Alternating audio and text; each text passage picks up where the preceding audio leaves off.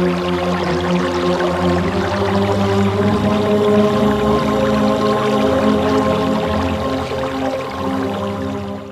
the name of the Most High, in this episode I'm going to talk about perfection. In this regard, there are two different viewpoints. Some scholars believe that it is not possible for a person to become perfect. Why? Because potential abilities and capabilities of human beings are limitless. This is why all the time there is possibility of improvement and progress. However, some other scholars believe that there is possibility of completion and perfection for human beings. Through these two ways, a human being can achieve perfection by following the teachings of God, which is mentioned in the Holy Quran as the last divine revelation of God, and the traditions of the Prophet of Islam and his infallible successors, and also intellectual teachings that he receives from within. All of these are considered to be reliable sources for growth and development of human being. The second way is through achieving the divine attributes.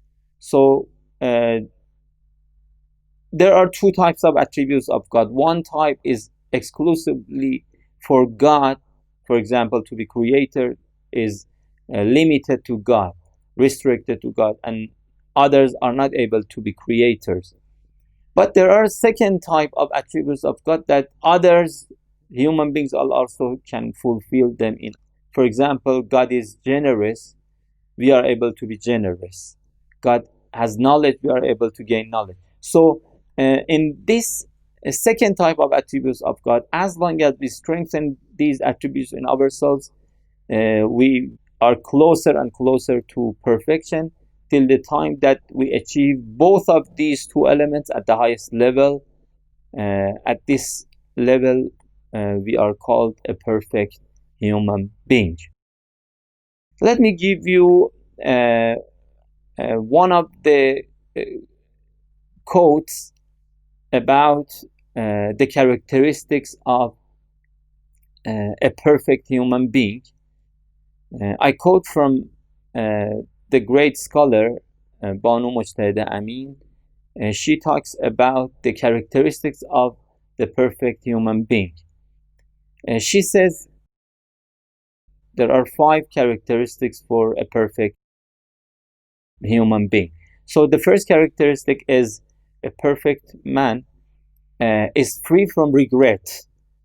So whatever he or she does, or anything that happens to him or to her, he or she is happy and is satisfied. The second characteristic is that he or she is happy all the time with the divine light and is longing to receive more from this light and grace of God. And the third characteristic is that by spreading wisdom among people, a perfect person tries to guide them. This is the third characteristic of a perfect man, according to her. His or her pleasure is accompanying a person who is perfect. And the last point that she mentions is that he or she chooses only what God has planned for her or what God has planned for him, and his main concern or her main concern is divine proximity or closeness to God. At the end, finally, I'm going to mention 4 important points. The first point is that although all people, without any exception, are able to achieve that perfection, however, only a few people have achieved perfection. Only few people. And the whole universe, we believe, is created for those who achieve perfection. The second point, we believe the prophets of God are perfect human beings that are our role models.